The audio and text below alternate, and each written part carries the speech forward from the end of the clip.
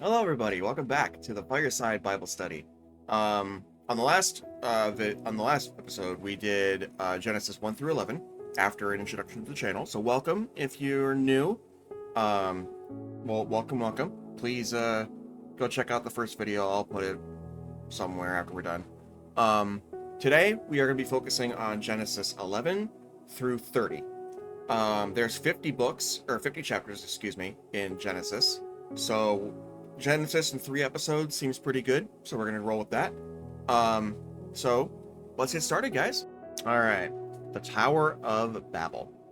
Now, all the earth used the same language and the same words, and it came about as they journeyed east that they found a plain in the land of Shinar and settled there.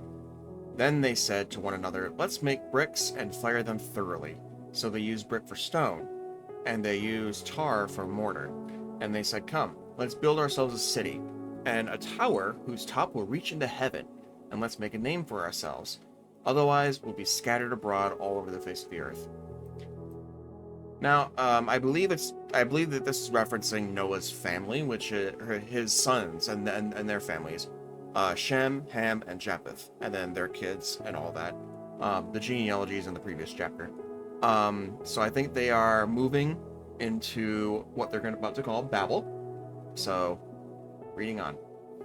Now the Lord came down to see the city and the tower which the men had built. And the Lord said, "Behold, they are one people, and they all have the same language. And this is what they have started to do. And now nothing which they plan to do will be impossible for them. Come, let us go down there and confuse their language, so that they will not understand one another's speech." So the Lord scattered them abroad from there over the face of all the earth, and they stopped building the city. Therefore it was named Babel, because the Lord confused the language of all the earth. And from there the Lord scattered them abroad over the face of the earth. I'm not sure why. Probably to diversify and spread people out more. That's what I'm guessing. Descendants of Shem. These are the records of the generations of Shem. Shem was 100 years old when he fathered Arpachshad, 2 years after the flood. And Shem lived 500 years after he fathered Arpachshad, and he fathered other sons and daughters. Arpachshad lived 35 years and fathered Shelah. And Arpachshad lived 403 years after he fathered Shelah and fathered other sons and daughters. Shelah lived 30 years and fathered Eber. And Shelah lived 403 years after he fathered Eber and fathered other sons and daughters. Eber lived 34 years and fathered Peleg.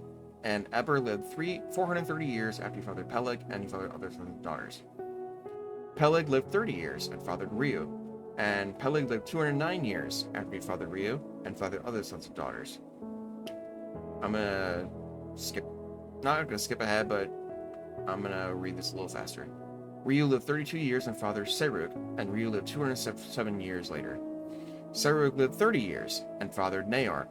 And Serug lived 200 years after he fathered Nahor. Nahor lived 29 years and fathered Terah. And Nahor lived 119 years after he fathered Terah. And then Terah lived 70 years and fathered Abram, Nahor, and Haran. Now these are the records and generations of Terah. Terah fathered Abram, Nahor, and Haran fathered Lot. Haran died during the lifetime of his father Terah in the land of his birth in the Ur of the Chaldeans. Abram and Nahor took wives for themselves. The name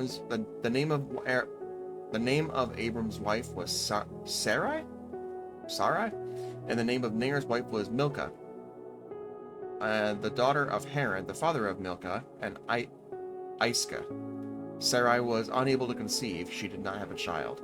Now Terah took his son Abram, and Lot the son of Haran his grandson, and his father-in-law Sarai, his son Abram's wife. They departed together from Ur of the Chaldeans to go to the land of Canaan. They went as far as Haran and settled there. The days of Terah were 205 years, and Terah died in Haran. 12. Abram journeys to Egypt. Now the Lord said to Abram, "Go from your country, and from your relatives, and from your father's house, to the land which I will show you. And I will make you into a great nation, and I will bless you, and make your name great. And you shall be a blessing. I will bless those who bless you, and the one who curses you I will curse. And in you all the families of the earth will be blessed." So Abram went away as the Lord had spoken to him, and Lot went with him. Now Abram was 75 years old when he departed from Haran. Abram took his wife Sarai, his nephew Lot, and all their possessions that they had accumulated, and the people which they had acquired in Haran, and they set out for the land of Canaan. So they came to the land of Canaan. Abram passed through the land as far as the site of Shechem to the oak of Moreh. Now the Canaanites were in the land at the time, and the Lord appeared to Abram and said, "To your descendants I will give this land." So he built an altar to the Lord, who appeared to him. Then he proceeded from there down to the mountain on the east of Bethel, and pitched his tent with Bethel on the west, and Ai on the east. And there he built an altar to the Lord, and called upon the name of the Lord. Then Abram journeyed on, continuing toward the Negev.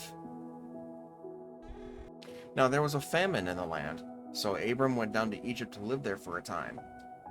Because the famine was severe in the land, it came about when he was approaching Egypt, that he said to his wife Sarai, "See now, I know that you are a beautiful woman. And when the Egyptians see you, they will say, 'This is his wife,' and they will kill me, but they will let you live. Please say that you are my sister, so that it may go well for me because of you, and I may live on account of you." Now it came about when Abram entered Egypt, and the Egyptians saw that the woman was very beautiful. Pharaoh's officials saw her and praised her to Pharaoh, and the woman was taken into Pharaoh's house. Therefore he treated Abram well for her sake, and he gave him sheep, oxen, male donkeys, male servants, and female servants, female donkeys, and camels. But the Lord struck Pharaoh and his house with great plagues because of Sarah, Abram's wife. The Pharaoh called Abram and said, "What is this that you have done to me? Why did you not tell me she was your wife? Why did you say she is my sister, so that I took from her myself as a wife? Now then, here is your wife, take her and go." And Pharaoh commanded his men concerning him, and they escorted him away, with his wife and all that belonged to him. Don't lie. Don't lie, guys. Especially about your wife. Abram and Lot. So Abram went up from Egypt to the Negev, and he and his wife and all that belonged to him, and Lot with him.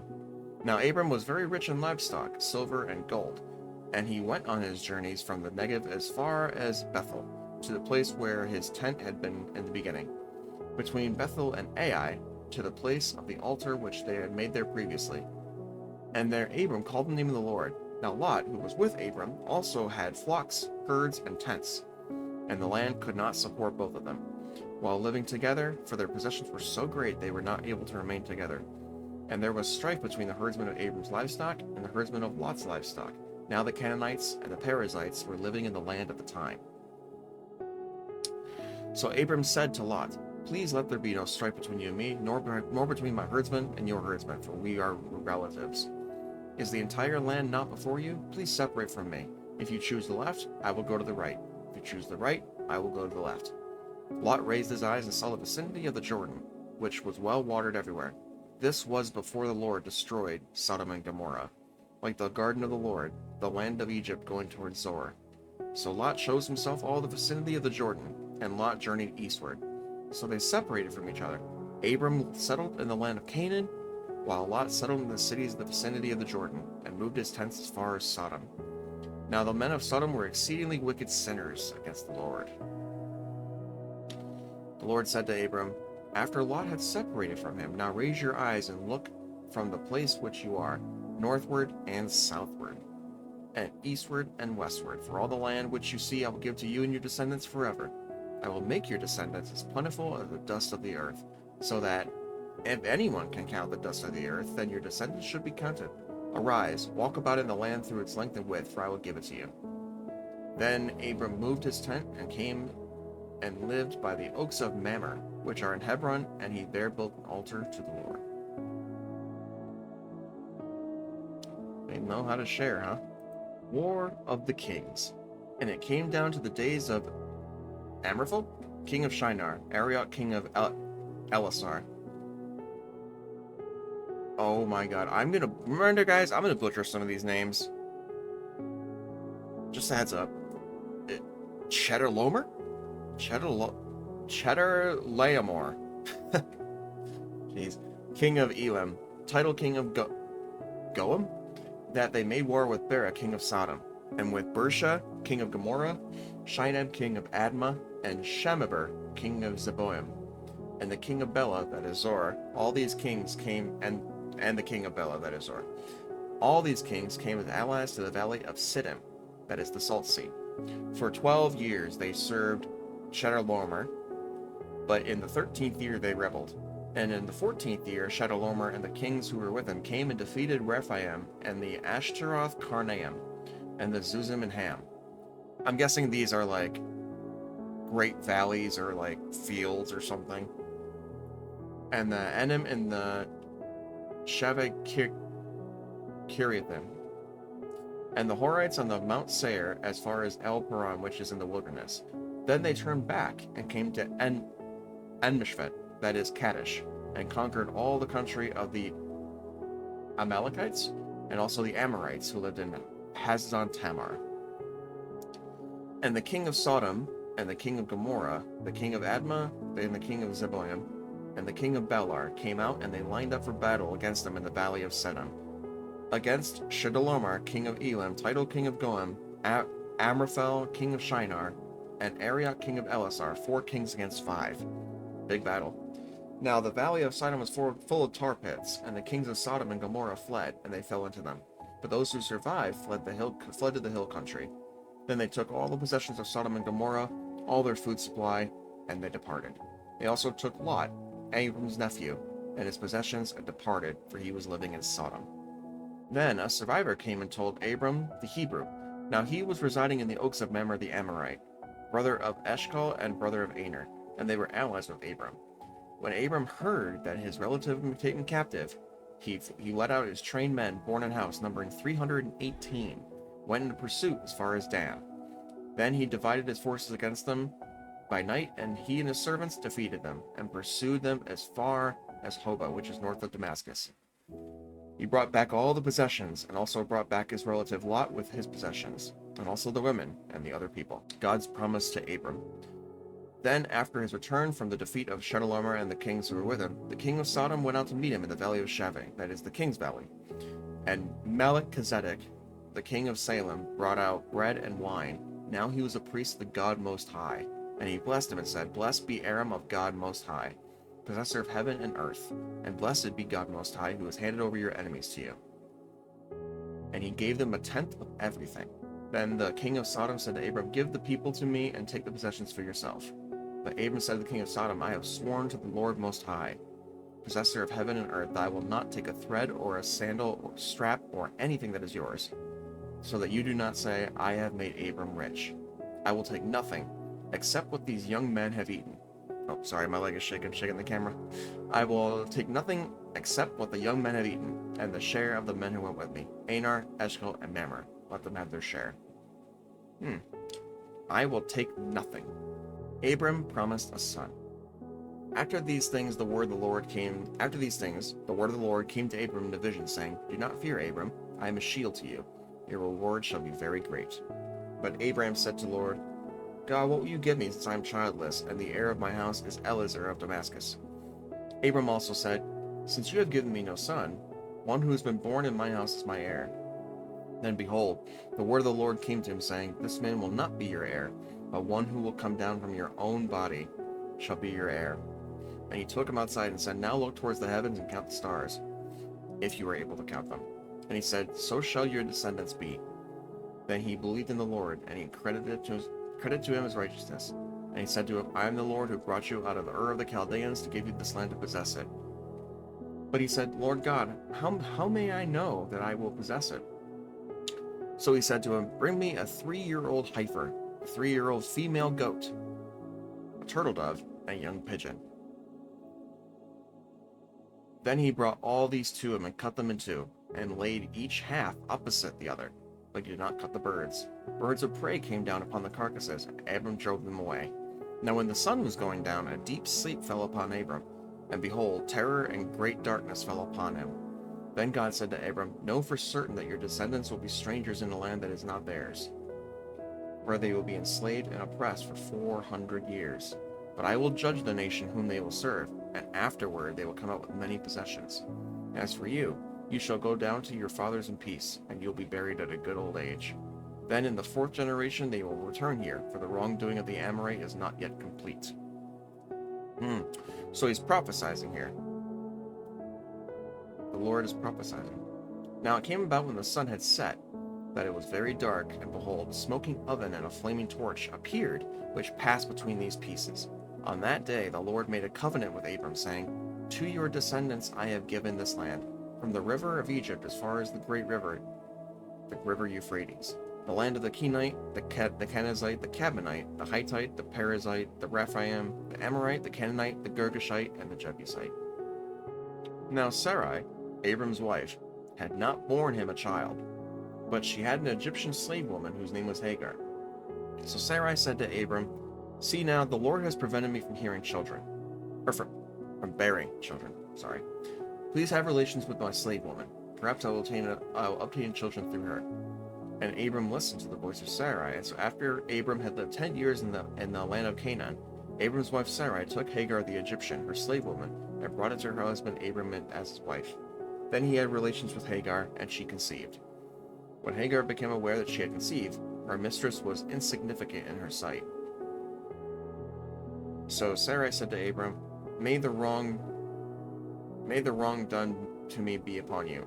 I put my slave woman into your arms. When she saw that she had conceived, I was insignificant in her sight. May the Lord judge between you and me. But Abram said to Sarai, Look, your slave woman is in your power. Do to her what is good in your sight. So Sarai treated her harshly, and she fled from her presence. Oof. Now the angel of the Lord found her by a spring of water in the wilderness, by the spring on the way to Shur. And she said, he said, Hagar, Sarah's slave woman, from where have you come, and where are you going? And she said, I am fleeing from the presence of my mistress Sarai. So the angel of the Lord said to her, Return to your mistress and submit to her authority. The angel of the Lord said to her, I will greatly multiply your descendants, so that they will be too many to count. The angel of the Lord said to her further, Behold, you are pregnant, and I will give birth to a son. You shall name him Ishmael, because the Lord has heard your affliction. But he will be a wild donkey of a man. His hand will be against everyone, and everyone's hand will be against him. He will live in defiance of all his brothers. Then she called the name of the Lord who spoke to her. You are a God who sees me. For she said, Have I even seen him here and lived after he saw me? Therefore the well was called Bir Lahai Roi. Behold, it is between Kadesh and Bered. So Hagar bore a son to Abram, and Abram named his son, to whom Hagar gave birth, Ishmael. Abram was 86 years old when Hagar bore Ishmael to him. Abraham and the covenant of circumcision. Now when Abram was 99 years old, the Lord appeared to Abram and said to him, I am the God Almighty. Walk before me and be blameless. I will make my covenant between me and you, and I will multiply you exceedingly. Abram fell to his face, and God talked with him, saying, But as for me, behold, my covenant is with you, and you'll be the father of a multitude of nations. No longer shall you be named Abram, but your name shall be Abraham, for I have made you a father of a multitude of nations. I will make you exceedingly fruitful. I will make nations of you, and kings will come from you. I will establish my covenant between me and you and your descendants after you throughout their generations as an everlasting covenant, to be God to you and your descendants after you. And I will give to you and to your descendants after the land where you live as a stranger, all the land of Canaan, as an everlasting possession, and I will be their God. God said further to Abraham, Now as for you, you shall keep my covenant, and your descendants after you throughout their generations. This is my covenant which you shall keep between me and you and your descendants after you. Every male among you shall be circumcised, and you shall be circumcised in the flesh of your foreskin, and it shall be the sign between the covenant between me and you. And every male among you who is 8 days old shall be circumcised throughout your generations, including a slave who is born in the house, who is bought with money from any foreigner who is not of your descendants. A slave who is born in your house or is brought with your money shall be certainly be circumcised. So my covenant shall be in your flesh as an everlasting covenant. But as for an uncircumcised male, one who is not circumcised in the flesh of his foreskin, that person shall be cut off from his people, for he has broken my covenant. Then God said to Abraham, As for your wife Sarai, you shall not call her by the name Sarai, but Sarah shall be her name. I will bless her, and indeed I will give you a son by her. Then I will bless her, and she shall be a mother of nations. The king of peoples will come from her. Then Abraham fell on his face and laughed, and said in his heart, Will a child be born to a man 100 years old? And will Sarah, who was 90 years old, give birth to a child? Abraham said to God, Oh, that Ishmael might live before you. But God said, No, but your wife Sarah will bear you a son, and you shall name him Isaac. And I will establish my covenant with him as an everlasting covenant for descendants after him. As for Ishmael, I have heard you. Behold, I will bless him, make him fruitful, and multiply him exceedingly.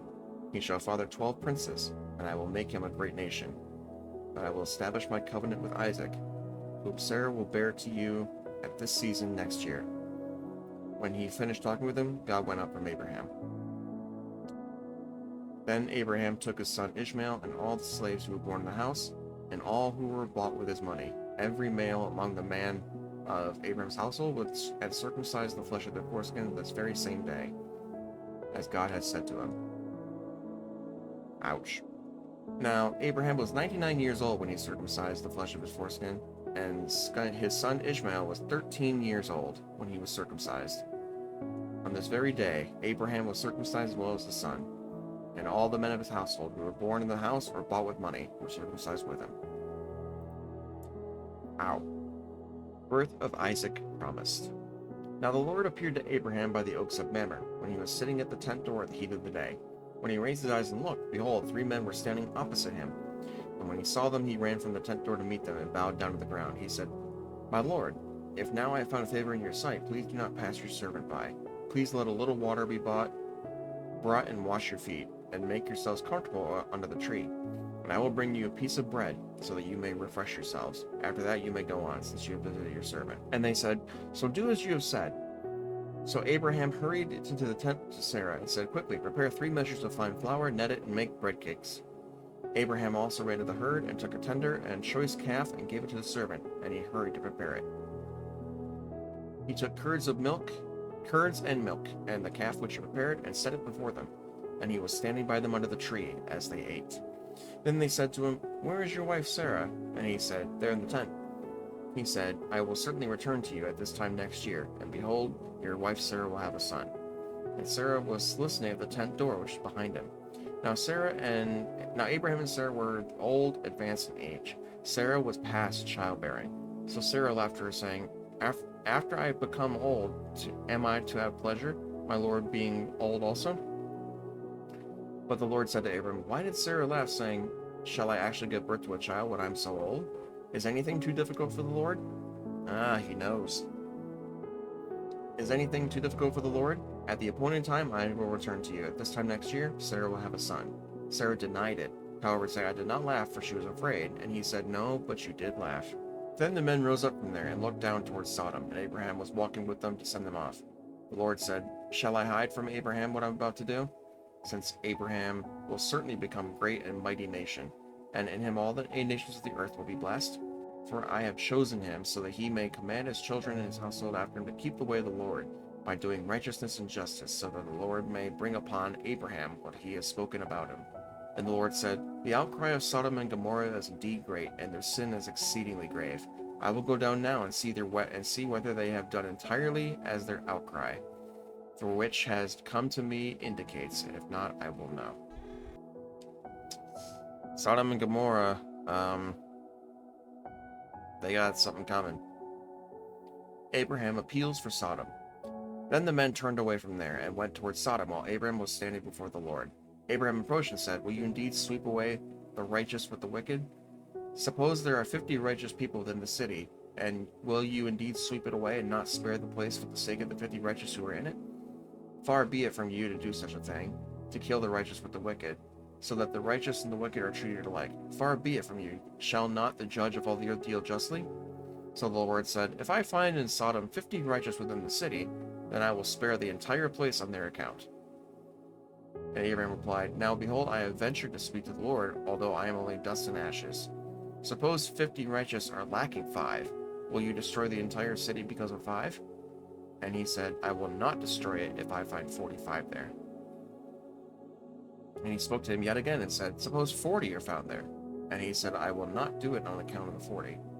Then he said, Oh, may the Lord not be angry, and I shall speak. Suppose 30 are found there. And he said, I will not do it if I find 30 there. And he said, Now behold, I have ventured to speak to the Lord. Suppose 20 are found there. And he said, I will not destroy on account of the 20. See, the Lord's just so merciful. And then he said, Oh, the Lord, not be angry. I shall speak this only once. Suppose 10 are found there.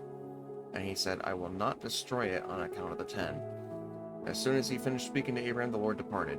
Abraham returned to his place. The Lord's merciful, that's for sure. The doom of Sodom. Now the two angels came to Sodom in the evening as Lot was sitting at the gate of Sodom. When Lot saw them, he stood up to greet them, and bowed down with his face to the ground. And he said, Now behold, my lords, please turn aside to your servant's house and spend the night. Wash your feet, you may rise early and go on your way. They said, No, but we shall spend the night in the public square. Yet he strongly urged them, so they turned aside to him and entered the house. And he prepared a feast for them, and baked unleavened bread, and they ate.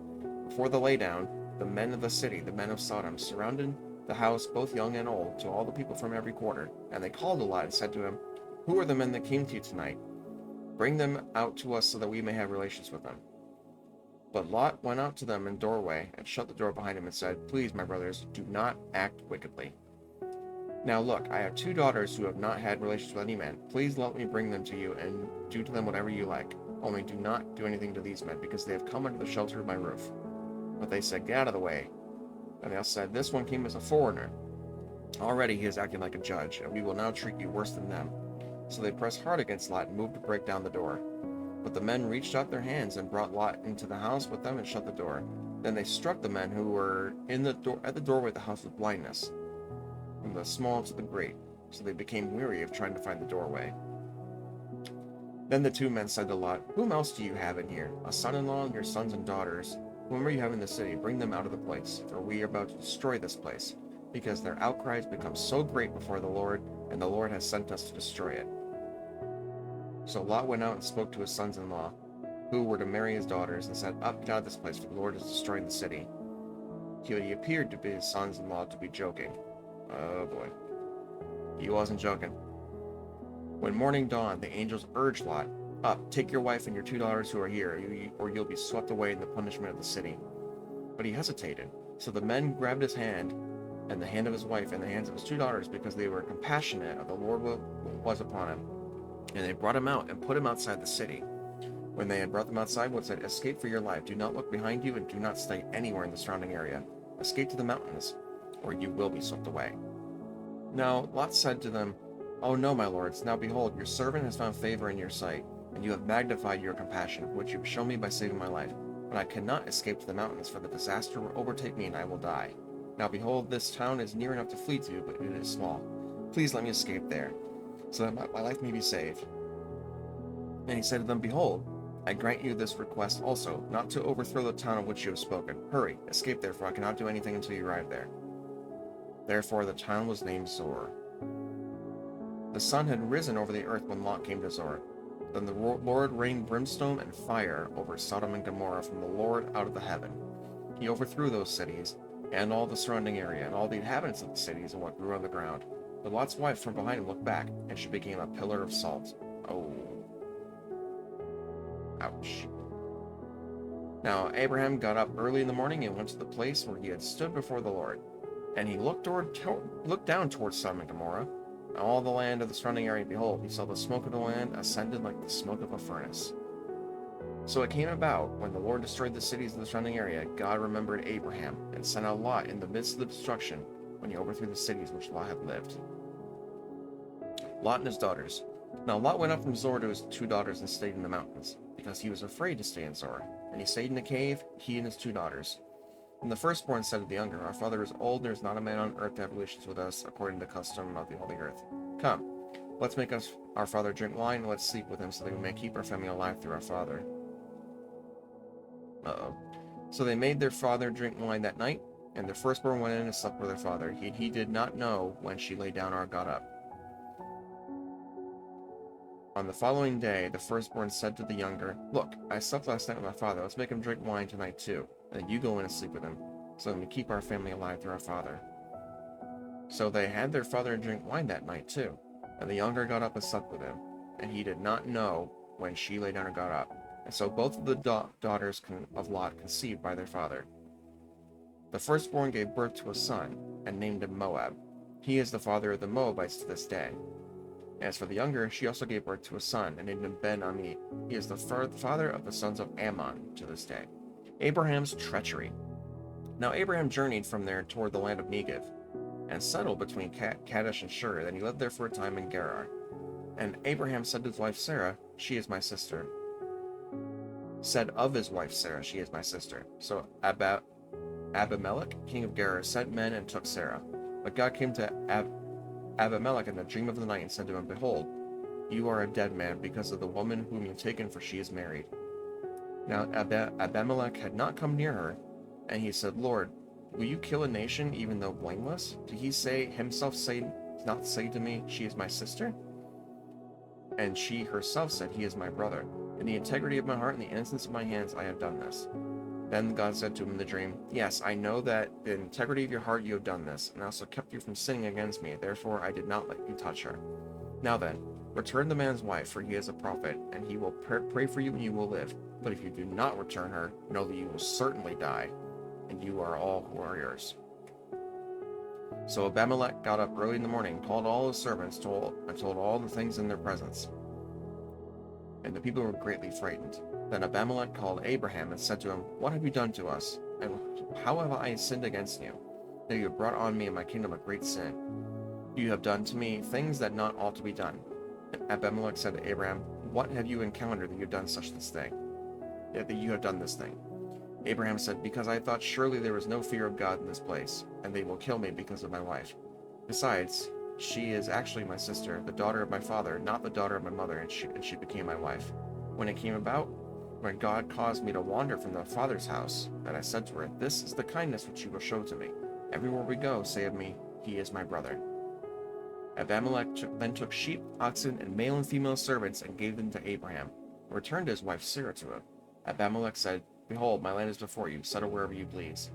To Sarah he said, "Look, I have given your brother 1,000 pieces of silver.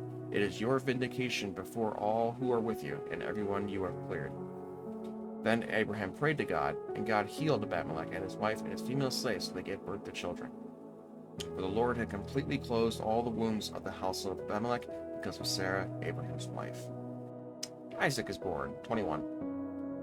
Then the Lord took note of Sarah, and as he had said, the Lord did for Sarah what he had promised. So Sarah conceived and bore a son to Abraham in his old age, at the appointed time which God had spoken to him. Abraham named his son who was born to him, the son whom Sarah bore to him, Isaac. Abraham circumcised his son Isaac when he was 8 days old, as God has commanded him.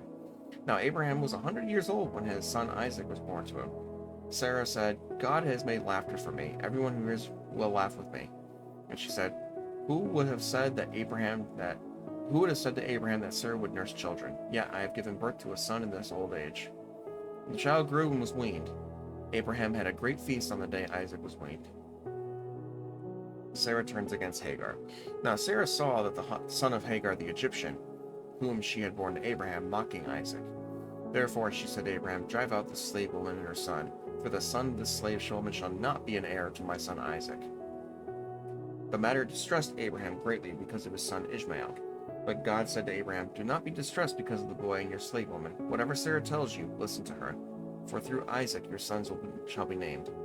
And the son of the slave woman I will make a nation also, because he is your descendant." So Abraham got up early in the morning, took bread and a skin of water, and gave them to Hagar, putting them on her shoulder, and gave her the boy, and sent her away. As she departed and wandered about the wilderness of Beersheba. When the water in the skin was used up, left the boy under one of the bushes. Then she went and sat down opposite him, about a bow shot away, for she said, "May I not see the boy die?" And she sat opposite him and raised her voice and wept. God heard the boy crying, and the angel of God called to Hagar from heaven and said to her, "What is the matter with you, Hagar? Do not fear, for God has heard the voice of the boy where he is. Get up, lift up the boy, and hold him by the hand, or I will make a great nation of him." Then God opened her eyes, and she saw a well of water. And she went and filled the skin with water and gave the boy a drink. And God was with the boy. He grew, lived in the wilderness, became an archer. He lived in the wilderness of Paran. His mother took a wife for him in the land of Egypt. Covenant with Abimelech. Now it came about the time that Abimelech and Phicol, the commander of his army, spoke to Abraham, saying, "God is with you in all that you do. So now swear to me here by God that you will not deal falsely with me, or with my offspring, or with my descendants, but according to the kindness that I have shown to you. You shall show to me in the land in which you have resided. Abraham said, I swear it. But Abraham complained to Abimelech because of the well of water which the servants of Abimelech had seized. And Abimelech said, I do not know who has done this thing. You did not tell me, nor did I hear of it until today. So Abraham took sheep and oxen and gave them to Abimelech, and 2 of them made a covenant. But Abraham had 7 ewe of lambs and flock by themselves.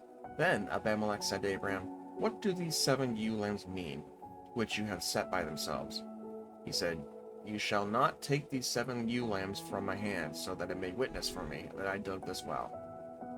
You shall take these 7 ewe lambs from my hand, so that it may be a witness that I dug this well.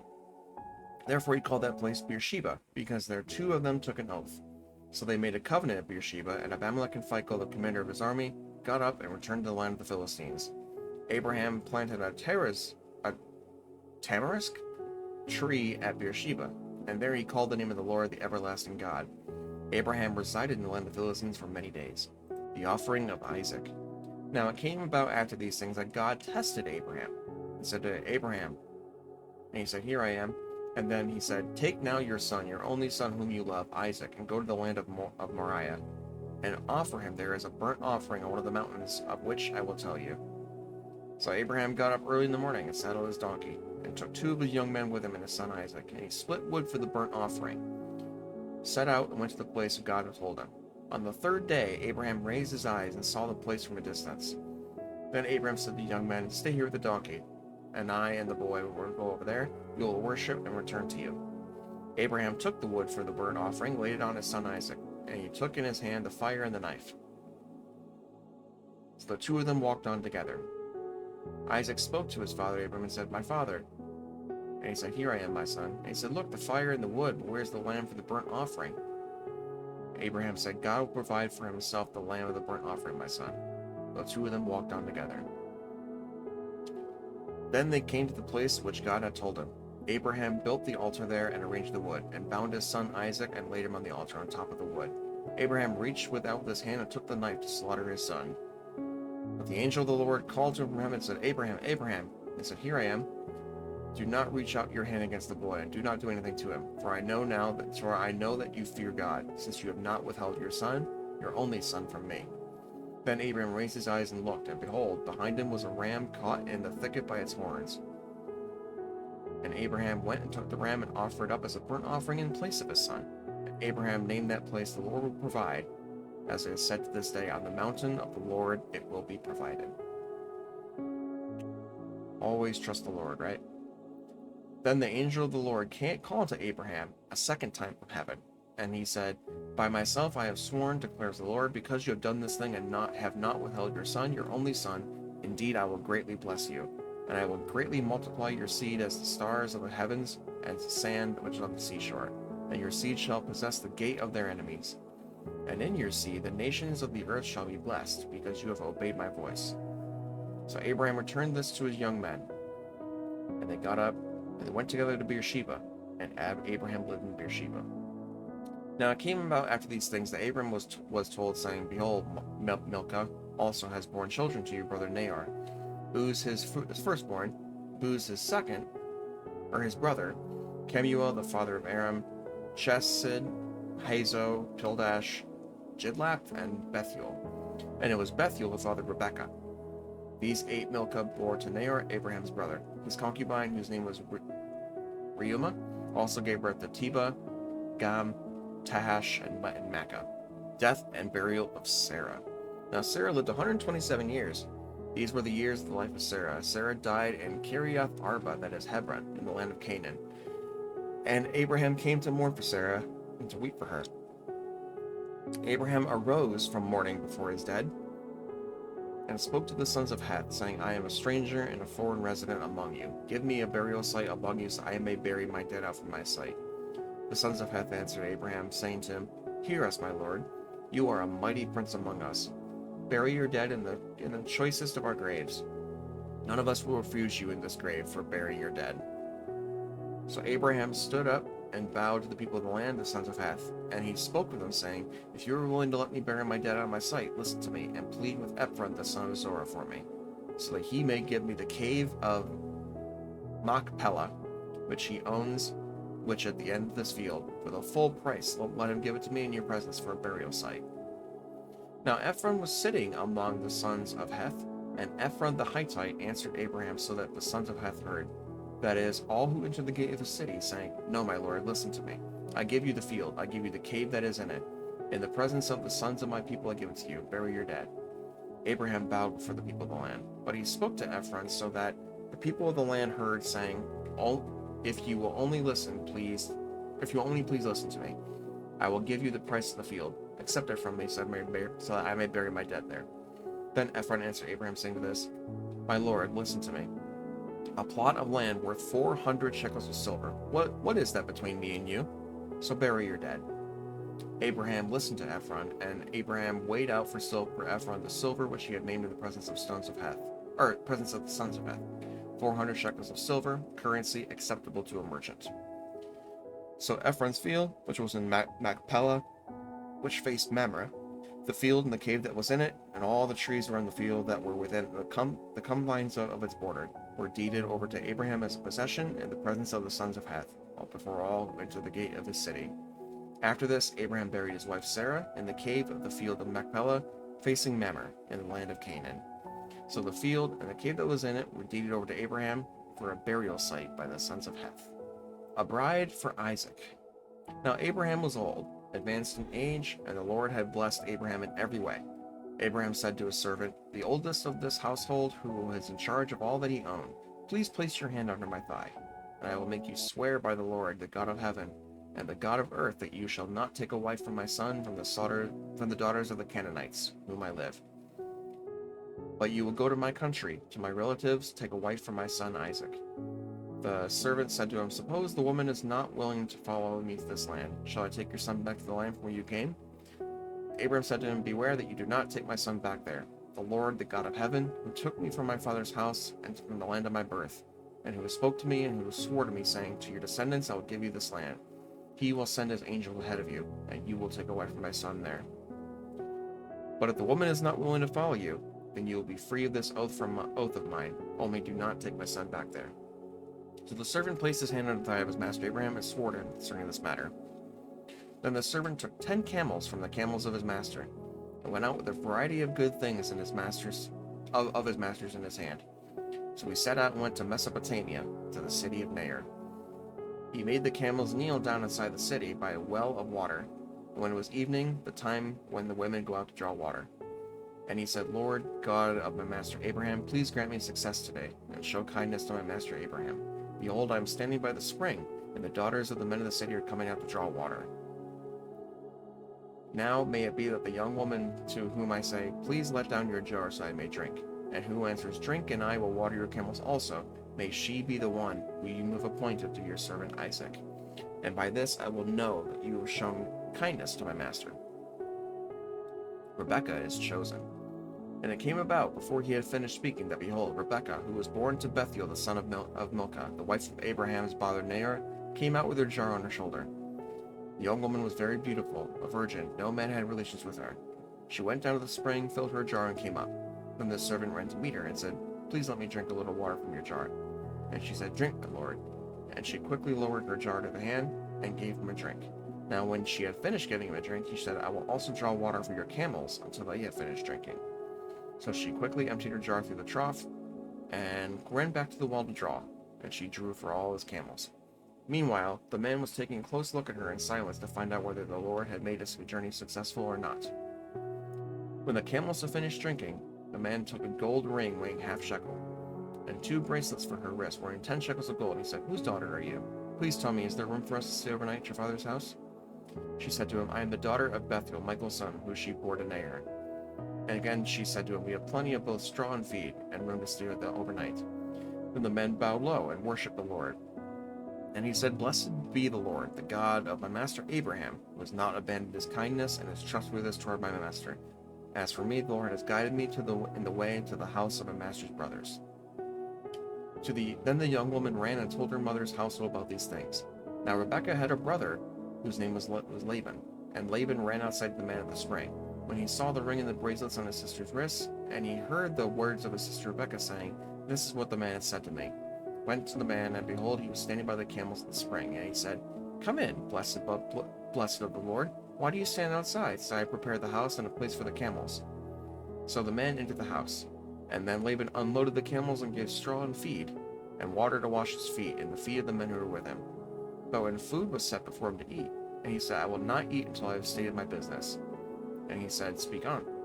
So he said, "I am Abraham's servant. The Lord has greatly blessed my master, so he's become rich, and has given him flocks and herds, silver and gold, servants and slave women, camels and donkeys.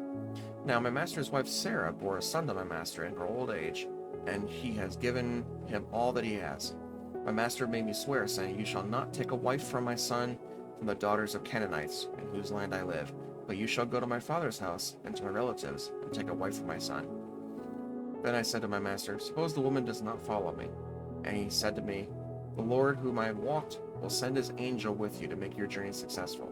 You will take a wife for my son from my relatives to my father's house. When you will be free from my oath, when you come to my relatives, and if they do not give her to you, you will be free from my oath.' So I came today in the spring and said, 'Lord, God of my master Abraham, if you make my journey on which I have been going successful, behold, I am standing by the spring.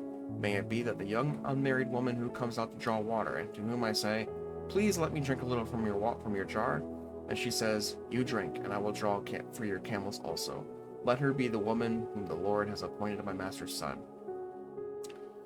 Before I had finished speaking in my heart, behold, Rebekah came out with her jar on her shoulder, went down to the spring, and drew water, and said to her, "Please let me drink."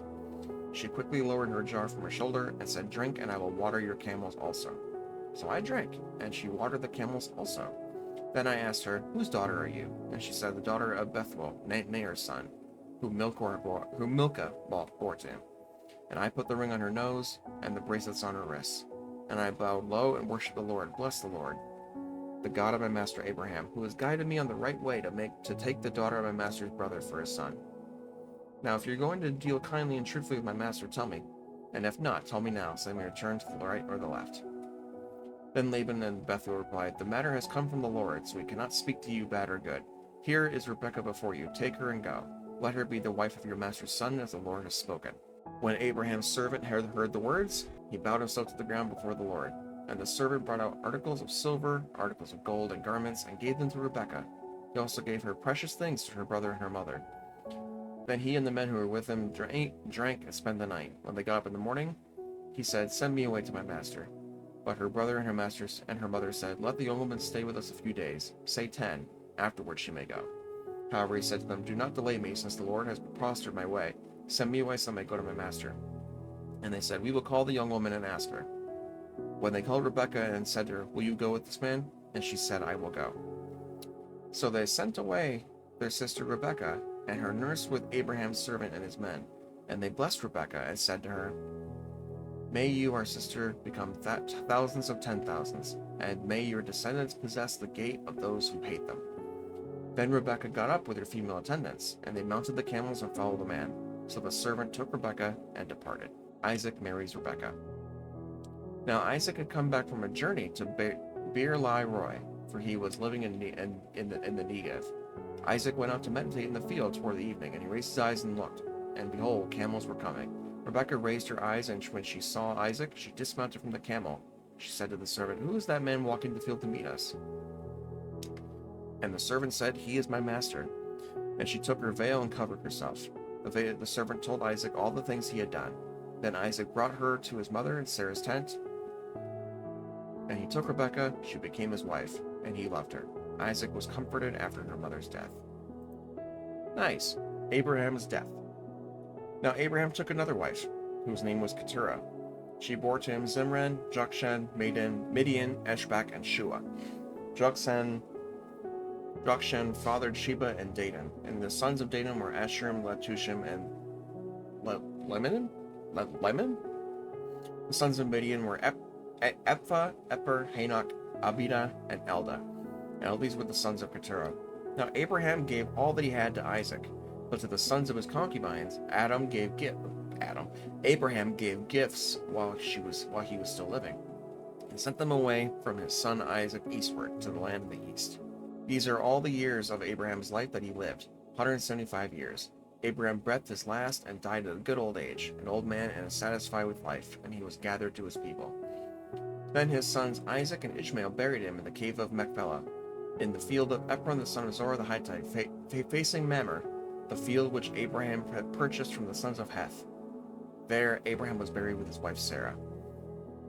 It came about after the death of Abraham that God blessed his son Isaac, and Isaac lived by Beer Lahai Roi, descendants of Ishmael. Now these are the records of the generations of Ishmael, Abraham's son, whom Hagar the Egyptian, Sarah's slave woman, bore to Abraham. These are the names of the sons of Ishmael by their names in order of their birth. Nebaioth, the firstborn, Kedar, Adbeel, Mibsam, Mishma, Duma, Massa, Hadad, Tema, Jeter, Naphthish, and Kedemah. These are the sons of Ishmael, and these are their names by their villages and their camps. 12 princes according to their tribes. These are the years of life of Ishmael, 137 years. He breathed his last and died, and he was gathered to his people. They settled from Havilah to Shur, which is east of Egypt, going towards Assyria, and he settled in defiance of all his relatives. Isaac's sons. Now these are the records of generations of Isaac, Abraham's son. Abraham fathered Isaac, and Isaac was 40 years old when he took Rebekah, the daughter of Bethuel the Aramean of Paddan Aram, the sister of Laban the Aramean, to be his wife. Isaac prayed to the Lord on behalf of his wife because she was unable to have children, and the Lord answered him, and his wife Rebekah conceived. But the children struggled together within her, and she said, "If it is so, why am I in this condition?" And she went to inquire of the Lord, and the Lord said to her, 2 nations are in your womb, and 2 peoples will be separated from your body, and one will be stronger than the other, and the older will serve the younger. When her days leading to the delivery were at an end, behold, there were twins in her womb. Now the first came out red, all over like a hairy garment, and they named him Esau. Afterward his brother came out with his hand holding on to Esau's heel, so he was named Jacob. And Isaac was 60 years old when she gave birth to them. When the boys grew up, Esau became a skillful hunter, man of the field, but Jacob was a civilized man living in tents. Now Isaac loved Esau because he had a taste for game, but Rebekah loved Jacob. When Jacob had cooked a stew one day, Esau came in from the field and he was exhausted. And Esau said to Jacob, "Please let me have a mouthful of that red stuff there, for I am exhausted." Therefore he was called Edom by name. But Jacob said, "First sell me your birthright." Esau said, "Look, I'm about to die, so what use of then is a birthright to me?" And Jacob said, "First swear to me." So he swore an oath to him, and sold his birthright to Jacob. Then Jacob gave Esau bread and lentil stew, and he ate and drank, got up and went on his way. So Esau despised his birthright. Why did Jacob want Esau's birthright? Maybe a little jealousy in there for some reason. Isaac settles in Gerar. Now there was a famine in the land, besides of the previous famine that occurred in the days of Abraham. So Isaac went to Gerar, to Abimelech, king of the Philistines.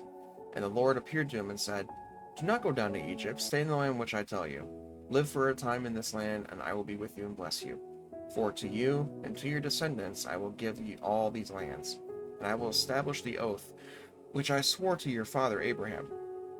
I will multiply your descendants as the stars of heaven, and will give your descendants all these lands, and by your descendants all the nations of the earth shall be blessed, because Abraham obeyed me and fulfilled his duty to me, and kept my commandments, my statutes, and my laws." So Isaac lived in Gerar. When the men of the place asked about his wife, he said, "She is my sister," for he was afraid to say "my wife," thinking, "The men of this place might kill me on account of Rebekah, since she is beautiful." Now it came about, when he had been there a long time, that Abimelech the king of the Philistines looked down through a window and saw them. And behold, Isaac was caressing his wife Rebekah. Then Abimelech called Isaac and said, "Behold, she is certainly your wife. So how is it you said she is my sister?" And Isaac said to him, "Because I thought otherwise I might be killed on account of her."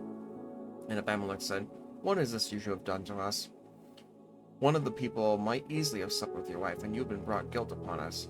So Abimelech commanded all the people, saying, "He who touches this man or his wife will certainly be put to death." Now Isaac sowed in that land and reaped in the same year 100 times as much. The Lord blessed him. And the man became rich, and continued to grow richer until he became wealthy. For he had possessions of flocks and herds, and a great household, so that the Philistines envied him. Now all the wells which his father's servants had dug in the days of his father Abraham, the Philistines stopped up by filling them with dirt. Then Abimelech said to Isaac, "Go away from us, for you are too powerful for us." So Isaac departed from there and camped in the valley of Gerar and settled there. Argument over the wells. Then Isaac dug again the wells of water which had been dug in the days of his father Abraham, for the Philistines had stopped them up after the death of Abraham, and he gave them the same names which his father had given them. But when Isaac's servants dug in the valley and found there a well of flowing water, the herdsmen of Gerar quarreled with the herdsmen of Isaac, saying, "The water is ours." So he named the well Esek, because they argued with him. Then they dug another well, and they quarreled over it too. So he named it Sitnah. Then he moved away from there and dug another well, and they did not quarrel over it, so he named it Rehoboth. I guess that's how you say that? For he said, at last the Lord has made room for us, and we will be fruitful in the land. And he went up from there to Beersheba, and the Lord appeared to him in the same night, and said, "I am the God of your father Abraham. Do not fear, for I am with you. I will bless you and multiply your descendants, for the sake of my servant Abraham." So he built an altar there, and called upon the name of the Lord, and pitched his tent there, and there Isaac's servants dug a well. Covenant with Abimelech. When Abimelech came to him from Gerar with his advisor Ahuzath, and Phicol, the commander of his armies, Isaac said to them, "Why have you come to me, since you hate me and sent me from you?" They said, "We have seen plainly that the Lord has been with you." So he said, "An oath must now be taken, by us, that is, by you and us. Let us make a covenant with you, so that you will do us no harm, just as we have not touched you and done to you nothing but good, and have sent you away in peace. You are now the blessed of the Lord." Then he made him a feast, and they ate and they drank. In the morning they got up early, exchanged oaths, and Isaac sent them away, and they left him in peace. Now as it was about the same day that Isaac's servants came in and told him about the well they had dug, and said to him, "We have found water." So he called it Sheba. Therefore the name of the city is Beersheba to this day. When Esau was 40 years old, he married Judith, the daughter of Beeri the Hittite, and Basemath, the daughter of Elon the Hittite. And they brought grief to Isaac and Rebekah. Jacob's deception. Now it came about when Isaac was old and his eyes were too dim to see, so they called his older son Esau to him and said, "My son." And he said to him, "Here I am." And Isaac said, "Behold now, I am old and do not know the day of my death. Now then, please take your gear, your quiver, and your bow, and go out to the field and hunt game for me. Prepare a delicious meal for me as I love, and bring it to me that I may eat, so that my soul may bless you before I die." Now Rebekah was listening to Isaac, while Isaac spoke to his son Esau. When Esau went to the field to hunt the game to bring home, Rebekah said to her son Jacob, "Behold, I heard your father speak to your brother Esau, saying, 'Bring me some game and prepare a delicious meal for me, so that I may eat and bless you in the presence of the Lord before my death.' So now, my son, listen to me as I command you. Go now to the flock and bring me 2 choice young goats from there, that I may prepare them as a delicious meal for your father, such as he loves. Then you shall bring it to your father, so he may eat, and he may bless you before his death." But Jacob said to his mother Rebekah, "Behold, my brother Esau is a hairy man, and I am a smooth man." What does that mean?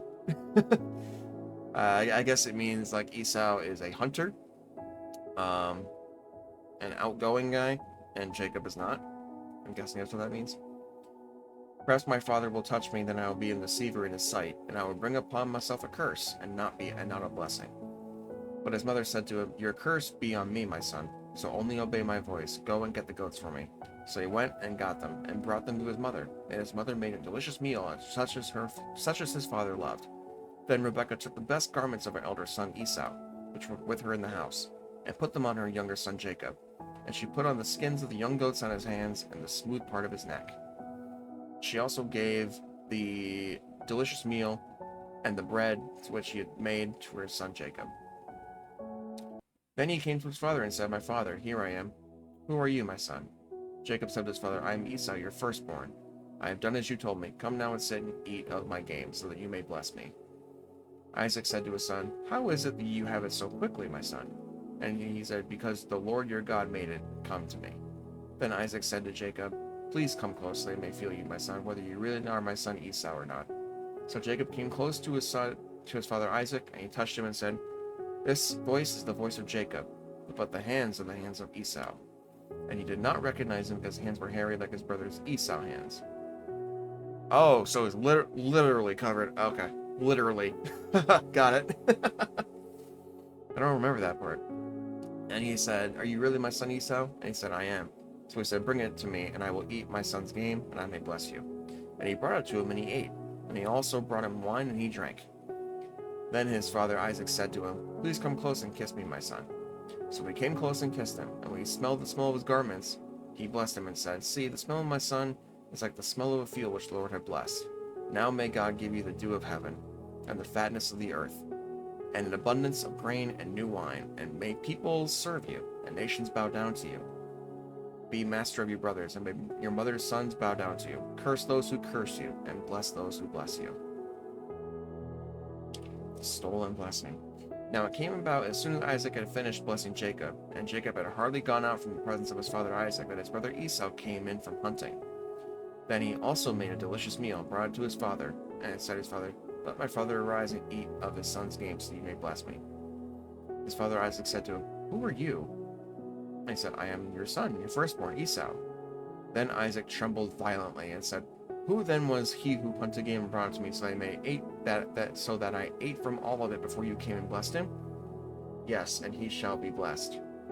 When Esau heard the words of his father, he cried out with an exceedingly great and bitter cry. And he said to his father, Bless me as well, my father. And he said, Your brother came deceitfully and has taken away your blessing. Then Esau said, Is he not rightly named Jacob? For he has betrayed me in these 2 times. He took away my birthright, and behold, now he has taken away my blessing. And he said, Have you not reserved a blessing for me? But Isaac replied to Esau, Behold, I have made him your master, and have given him all his relatives as servants with new grain and new wine, and I have sustained him.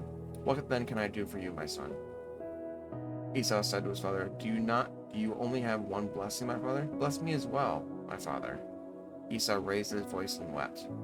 Oh, jeez. Then his father Isaac answered him and said, Behold, away from the fertility of the earth shall be your dwelling, and away from the dew of heaven from above. By your sword you shall live, and you shall serve your brother. But it shall come about when you become restless, that you will break his yoke from your neck. So Esau held a grudge against Jacob because of the blessing which his father had blessed him. And Esau said to himself, The days of mourning for my father are near, and then I will kill my brother Jacob. When the words of her elder son Esau reported to Rebekah, she sent word and called her youngest son Jacob and said to him, Behold, your brother Esau is consoling himself concerning you by planning to kill you. Now then, my son, obey my voice and arise, flee to Haran, to my brother Laban. Stay with him for a few days, until your brother's fury subsides, until your brother's anger against you subsides and he forgets what you did to him. Then I will send word and get you from there. Why should I lose you both in one day? Rebekah said to Isaac, I am tired of living because of the daughters of Heth. If Jacob takes a wife from the daughters of Heth like these from the daughters of the land, what good would my life be to me? Jacob is sent away. So Isaac called Jacob and blessed him and commanded him, saying to him, You shall not take a wife from the daughters of Canaan. Arise, go to Paddan Aram, to the house of Bethuel, your mother's father, and from there take to yourself a wife from the daughters of Laban, your mother's brother. May God Almighty bless you and make you fruitful and multiply you, so that you may become a multitude of peoples. May he also give you the blessing of Abraham, to you and to your descendants with you, so that you may possess the land where you as a stranger, which God gave to Abraham. Then Isaac sent Jacob away, and he went to Paddan Aram to Laban, son of Bethuel the Aramean, and the brother of Rebekah, the mother of Jacob and Esau. Now Esau saw that Isaac had blessed Jacob, and sent him away to Paddan Aram to take himself away from there, and that when he blessed him, he commanded him, saying, You shall not take a wife from the daughters of Canaan. Jacob had obeyed his father and his mother and gone to Paddan Aram. So Esau saw that the daughters of Canaan displeased his father Isaac, And Esau went to Ishmael and married besides the wives that he had Mahalath, the daughter of Ishmael, Abraham's son, the sister of Nebaioth. Jacob's dream. Then Jacob departed from Beersheba and went toward Haran. And he happened upon a particular place and spent the night there, because the sun had set. He took one of the stones of the place and made it a support for his head, and he lay down in that place. Then he had a dream, and behold, a ladder was up from the earth with its top reaching to heaven, and behold, the angels of God were ascending and descending on it. Then behold, the Lord was standing above it and said, I am the Lord, the God of your father Abraham and the God of Isaac. The land on which you lie, and I give to you and your descendants. Your descendants will also be like the dust of the earth, and you will spread out to the west and east, and to the north and the south. And in you, your descendants shall be the families of the earth be blessed. Behold, I am with you, and will keep you wherever you go, and will bring you back to this land, for I will not leave you until I have done what I promised you. Then Jacob awoke from his sleep and said, The Lord is certainly in this place, and I did not know it. And he was afraid and said, How awesome is this place! This is none other than the house of God, and this is the gate of heaven. So Jacob got up early in the morning, and took the stone that he placed as support for his head, and set it up as a memorial stone, and poured oil on its top. Then he named that place Bethel, but previously the name of the city had been Luz. Jacob made a vow, saying, If God will be with me, and will keep me on this journey that I take, and give me food to eat and garments to wear, I will return to my father's house in safety, which I have set up as a memorial stone. And will be God's house, and everything you give me, and will assuredly be a tenth to you. Jacob meets Rachel. Then Jacob set out on his journey, and went to the land of the people of the east. He looked and saw a well in the field, and behold, 3 flocks of sheep were lying there beside it, because they watered the flocks from that well. Now the stone was on the mouth of the well was the stone on the mouth of the well was large. When all the flocks were gathered there, they would roll the stone from the mouth of the well and water the sheep. They would put the stone back in its place on the mouth of the well. Jacob said to them, My brothers, where are you from? And they said, We are from Haran. So he said to them, Do you know Laban, the son of Nahor? And they said, We know him. And they said, Is it well with him? He said, and they said, It is well, and here is his daughter Rachel coming with the sheep. And he said, Look, it is still high day, it is not time for livestock to be gathered. Water the sheep and go and pasture them. But they said, We cannot until all the flocks are gathered. And they roll the stone from the well, then we water the sheep. While he was speaking with them, Rachel came with her father's sheep, as she was a shepherdess. When Jacob saw Rachel, the daughter of his mother's brother Laban, and the sheep of his mother's brother Laban, Jacob went up and rolled the stone from the mouth of the well, and watered the flock of his mother's brother Laban. Then Jacob kissed Rachel, and raised his voice and wept. Jacob told Rachel that he was a relative of her father, and that he was Rebekah's son, and she ran and told her father. So when Laban heard the news about Jacob, his sister's son, he ran to meet him, and embraced him and kissed him, and brought him to his house. Then he told Laban all these things, and Laban said to him, You are certainly on my bone and flesh. And he stayed with him a month. Then Laban said to Jacob, Because you are my relative, should you therefore serve me for nothing? Tell me, what shall your wages be? Now Laban had 2 daughters. The name of the older was Leah, and the name of the younger was Rachel. And Leah's eyes were weak, but Rachel was beautiful in figure and appearance. Jacob loved Rachel, and he said, I will serve you 7 years for your younger daughter Rachel. Laban said, It is better that I give her to you than to another man. Stay with me. So Jacob served 7 years for Rachel, and they seemed to him like only a few days because of his love for her. Aww. Laban's treachery. Then Jacob said to Laban, Give me my wife, for my time is completed. I may have relations with her. So Laban gathered all the people of the place and held a feast. Now in the evening he took his daughter Leah and brought her to him, and Jacob had relations with her. Oh, Leah. Laban also gave his female slave Zilpah to his daughter Leah as a slave. When it came out in the morning, and behold, it was Leah. Then she said to Abram, What is this that you have done to me? Was it not Rachel that I served with you? Why then have you deceived me? But Laban said, It is not the practice in our place to marry off the younger before the firstborn. Complete the week of this one, and then we will give you the other also for your service, which you shall serve with me for another 7 years. Jacob did so, and completed her week, and gave him his daughter Rachel as his wife. Laban also gave his female slave Bilhah to his daughter Rachel as her slave. So Jacob had relations with Rachel also, and indeed he loved Rachel more than Leah, and he served with Laban for another 7 years. Now the Lord saw that Leah was unloved, and he opened her womb. But Rachel was unable to have children. Leah conceived and gave birth to a son, and named him Reuben. For she said, because the Lord has seen my affliction, surely now my husband will love me. Then she conceived again and gave birth to a son, and said, because the Lord has heard that I am unloved, he has therefore given me this son also. So she named him Simeon. And she conceived again, gave birth to a son, and said, now this time my husband will become attached to me, because I have borne him 3 sons. Therefore he was named Levi. And she conceived again, and gave birth to a son. This time I will praise the Lord. Therefore she named him Judah, and then she stopped having children. 4. 4. Alright, the sons of Jacob. Now when Rachel saw that she had not borne to Jacob any children, she became jealous of her sister, and she said, Jacob, give me children, or else I'm going to die. Then Jacob's anger burned against Rachel, and he said, am I in the place of God who has withheld from you the fruit of the womb? Then she said, here is my female slave Bilhah. Have relations with her so she may give birth on my knees, so that by her I may too obtain a child. So she gave him her slave Bilhah as a wife, and Jacob had relations with her. Bilhah conceived and bore Jacob a son. Then Rachel said, God has vindicated me, and has indeed heard my voice, and has given me a son. Therefore she named him Dan.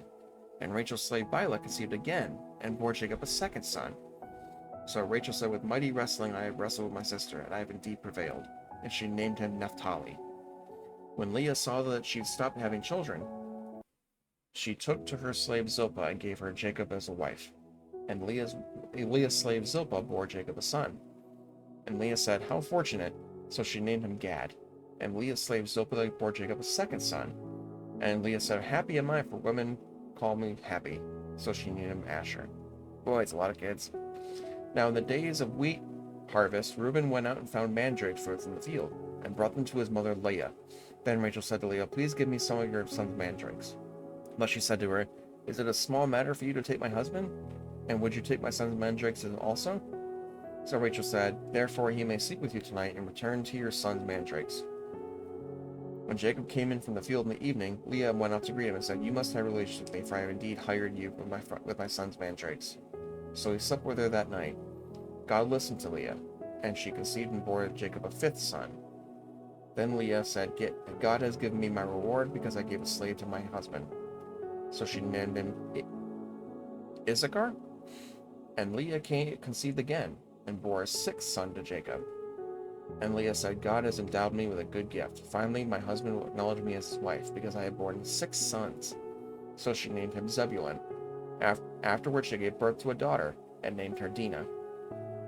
Then God remembered Rachel, and God listened to her, and opened her womb. So she conceived and gave birth to a son. God has taken away my disgrace, and she named him Joseph, saying, may the Lord give me another son. That is a lot of kids. Jacob prospers. Now it came about when Rachel has given birth to Joseph, that Jacob said to Laban, send me away, so I may go to my own place, to my own country. Give me my wives and my children, for I have served you, and let me go. For you yourself know my service which I have rendered you. But Laban said to him, if it pleases you at all, stay with me. I have determined by divination that the Lord has blessed me on your account. He continued, name me your wages, and I will give them. But Jacob said to him, you yourself know how I have served you, and how your livestock have fared with me. For you had little before I came, and it has increased to a multitude. And now the Lord has blessed you wherever I turned.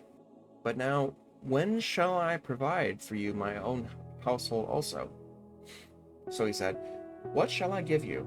And Jacob said, you shall not give me anything. If you do this one thing for me, I will again pasture and keep your flock.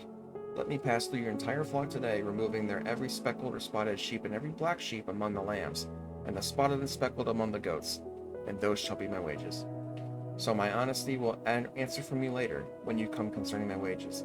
Every one that is not speckled or spotted among the goats, black among the lambs, if found with me, will be considered stolen.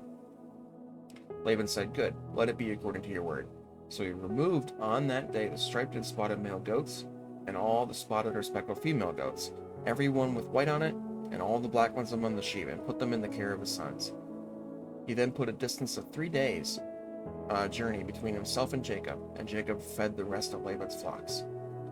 Then Jacob took fresh rods of poplar, almond, and plane trees, and peeled white stripes in them, exposing the white that was on the rods.